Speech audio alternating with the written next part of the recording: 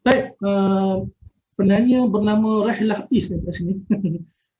Ustaz, mohon pandangan, adakah benar sifat zuhud bagi orang yang berharta perlu tunjuk kekayaan dengan tujuan memudahkan asnaf datang memohon pertolongan bagi mengelakkan wujudnya sifat bakhil? Mohon pandangan Ustaz. Sila Dr. Kamirin, sila. Baik, saya sebenarnya lebih suka mendengar daripada menjawab. Kalau dapat dengar beri jawab sepanjang masa, saya lebih sukalah. Okay. Pandai. Itu antara salah satu contoh tawaduk dan wara'. Allahu Akbar. Tentang benda ni Allah Azza wa Jalla ada sebut dalam Al-Quran, fa'amma bi ni'mati rabbika fahaddith. Tentang nikmat Tuhanmu itu maka sampaikanlah. Tetapi kalau kita nak faham tentang satu ayat ataupun satu hadis, apa-apa sahaja nas daripada Al-Quran ataupun sunnah, kita tak boleh faham dia dengan hanya sekadar melihat satu ayat ataupun satu hadis tanpa kita merujuk kepada nas-nas yang lain yang pelbagai, kerana nas-nas itu saling menyempurnakan maksud antara satu sama lain.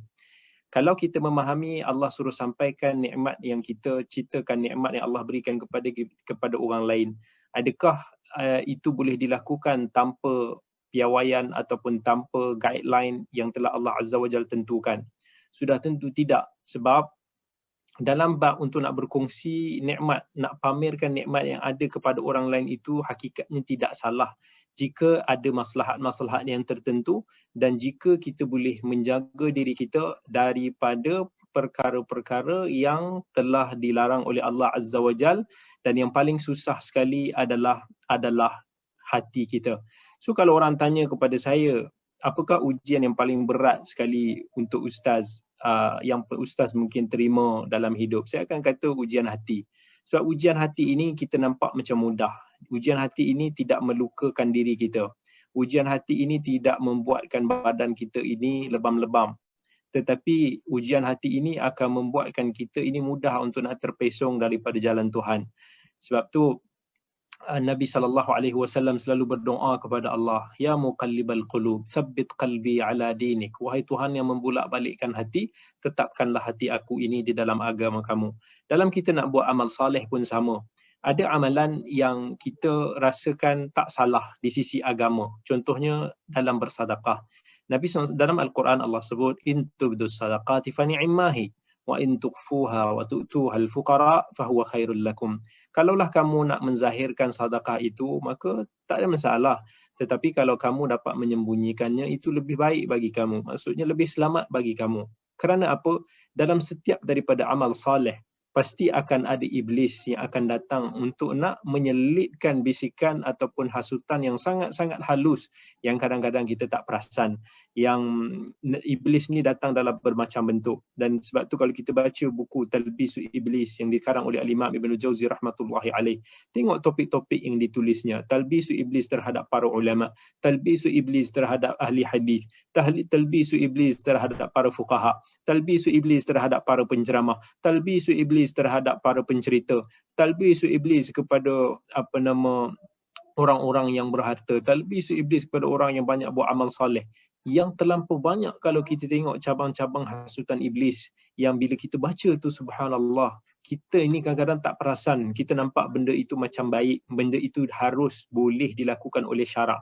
Tetapi di situlah iblis akan datang untuk nak merosakkan amalan kita. Sama ada iblis itu datang untuk nak menggagalkan amal saleh kita itu, ataupun iblis itu datang untuk nak menghancurkan pahala-pahala, meranapkan pahala-pahala amal saleh yang kita lakukan, ataupun iblis datang untuk nak memufliskan kita bila mana kita akan menyerang ataupun mengambil hak-hak orang lain. Begitu juga seperti mana kita bersedekah. Tak salah secara asasnya di dalam Al-Quran untuk nak kita bersedekah secara terbuka ataupun kita inform kepada publik sekiranya ada maslahat. Maslahat itu seperti untuk nak kita memberikan gambaran tentang aktiviti yang kita lakukan, ataupun untuk nak menarik kepercayaan daripada pihak-pihak yang menyumbang, menggalakkan sama orang lain berbuat kebaikan. Itu semua antara niat-niat dan objektif yang terpuji di sisi syarak yang boleh untuk nak kita zahirkan. Tetapi iblis tidak akan membiarkan kita ini beralasankan dengan alasan-alasan itu. Pasti iblis datang sebenarnya dia akan selit juga supaya kita akan berasa ujub, kita akan berasa riak, kita akan mula rasa untuk ada sifat at-tahqir, untuk nak meremehkan orang lain, meninggi diri, berasa diri itu bagus. Sampai ke satu tahap kita akan rasa suka, kita akan rasa senang bila dipuji oleh orang, dan kita akan mengharapkan bahawa orang itu akan mengeji kita, merendahkan orang lain dan mengangkat diri kita. Itu semua sometimes kita tak sedar dalam diri kita. Dan sometimes kalau kita buat amal soleh itu, kita akan segera untuk nak pamerkan kepada orang lain dengan ada perasaan seronok itu. Sedangkan Nabi SAW sebut, iyyakum wasyirkus sarair, kan, berhati-hatilah kamu daripada syirik yang tersembunyi. Bila sahabat tanya macam mana syirik yang tersembunyi, Nabi kata seseorang itu seperti contohnya di salat, fayuzayyinu salatahu, dan dia menghiaskan salatnya lima yara min nadharin nasi ilaih, kerana tahu ada mata-mata manusia yang sedang melihatnya, maka dia buat solat tu nice supaya orang puji dia. Sedangkan para salafus salih dulu, bila ditanya kenapa kamu nampak lepas kamu nak solat sunat rawatib ni pun kamu sembunyi jauh-jauh ni semua, dia kata kalaulah aku tahu di sana ada tempat yang mana malaikat yang mencatatkan amalan aku ini tidak mampu melihat aku, nescaya aku akan pergi solat di situ. Sebab diurusaha takut kalaulah apa yang dilakukan itu boleh mendatangkan perasaan yang ataupun merosakkan amalannya. Abdullah bin Mubarak yang tadi telah kita cerita, kan, bila diceritakan oleh seorang murid di Muhammad bin Al-A'yun, satu hari itu aku bersama dengan Abdullah bin Mubarak di dalam satu kemah, dalam satu permusafiran, dan kami tinggal berdua dalam kemah sampai satu malam tiba-tiba aku nak tidur tapi tak boleh lelap, tapi dia beradalah dekat tempat pembaringan dia. Abdullah bin Mubarak tunggu sampai dia rasakan bahawa kawan dia ni telah tidur. Lalu bila dirasakan kawan dia dah tidur, di pertengahan malam yang gelap, dia pun bangun, ambil wuduk dan dia solat malam. Dia solat sampailah waktu subuh.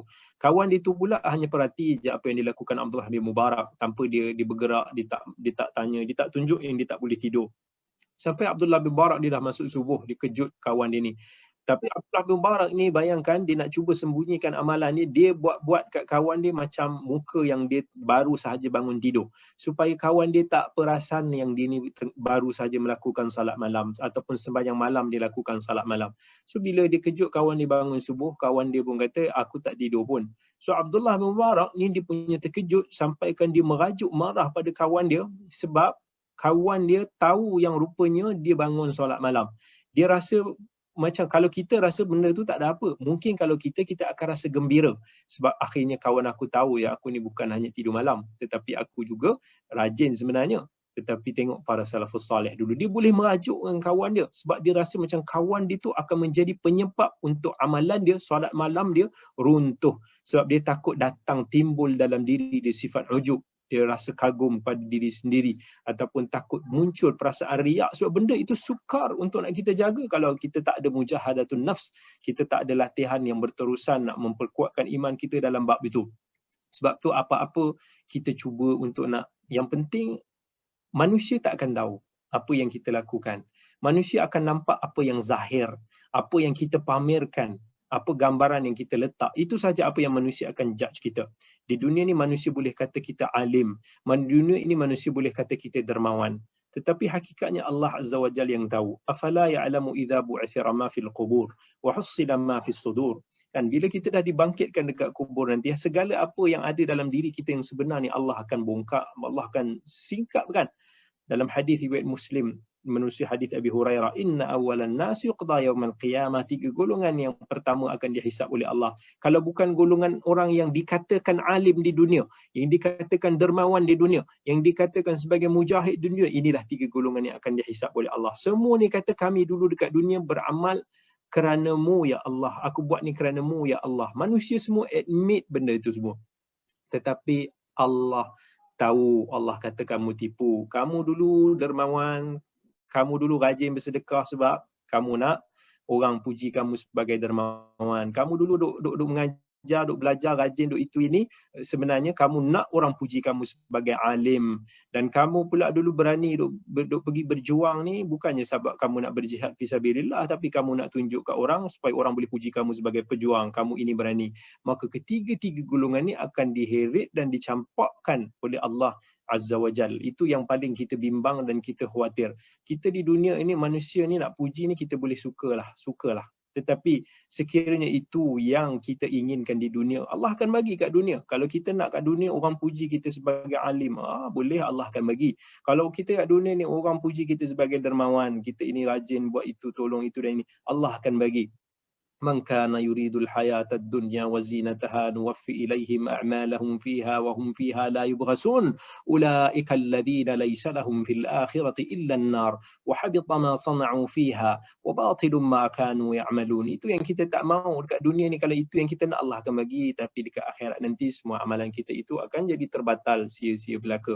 So yang penting sekali dalam bab ini mujahadah dengan dengan hati kita. Macam disebut oleh Al-Fadhil Datuk Dr. Fathul Bari tadi, bukan mudah untuk nak kita nak struggle kalau kita ada harta kekayaan. Some orang dibeli kereta mewah kerana dia nak tayang kepada orang. Ada orang dibeli kereta mewah kerana itu kereta yang disuka, yang kereta yang diselesa, itu kereta yang menyenangkan dia. So beza antara kedua itu. Sebagaimana orang tu boleh sama-sama solat 2 rakaat antara kawan duduk sebelah menyebelah. Satu diterima oleh Allah, satu ditolak oleh Allah. Walaupun dua-duanya solat sama hai'ah, sama keadaan, sama rakaat. Tetapi yang membezakan adalah tujuan dan niat itu. Sebab itu penting. Bila kita nak, even kita nak ada pun apa-apa barang kemewahan, tanya dulu kepada diri kita. Kita nak impresskan orang, ataupun sebenarnya kita nak sebenarnya adalah untuk diri kita, ataupun keselesaan diri kita, tak ada kaitan dengan orang. Kalau kita nak impresskan orang, kehidupan kita ini tidak akan pernah tenang, sebab kita akan sentiasa spend a lot of money dan a lot of time, energy untuk nak buatkan orang itu rasa impress pada diri kita. Bersyukur kepada Allah bagi sesiapa yang tak ada jiwa untuk nak impresskan orang, sebab dia akan sentiasa berusaha antara dia dengan Allah, antara dia dengan diri. Kalau kita nak pakai kereta sedap-sedap sekalipun, bukanlah sebab kita nak orang tu toleh-toleh puji kita kaya ke apa, tetapi kita pakai sebab kita suka, sebab kita selesa, kita mampu, that's all. Dan ada juga sahabat saya yang pernah cerita pada saya, dia kata, Ustaz, saya mampu nak beli kereta sports car, saya teringin nak pakai kereta sports car, dan saya tahu dia mampu. Tetapi Masya Allah, bila dia cakap, dia kata sebab saya ni tanya balik diri, rupa-rupanya kalau saya beli ni lebih kepada nak impresskan orang. So saya biarkan, saya tak payah nak beli sebab yalah, walaupun hati itu teringin, tapi saya tak maulah nanti lagi berat ujian hati saya.